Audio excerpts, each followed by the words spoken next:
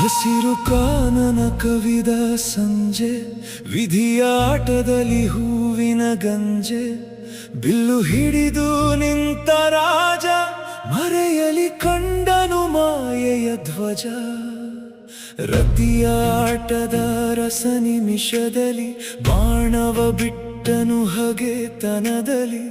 ಋಷಿಯ ಶಾಪದ ಉರಿಯು ತಂದಿತು ಅಂಧಕಾರವ ಬದುಕಿನಲಿ.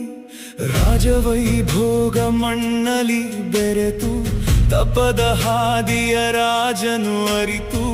ದೂರ ನಿಂತರು ತೀರದ ಸೆಳೆತ, ಉಸಿರ ಒಳಗಿನ ತೀವ್ರ ತಳಮಳ.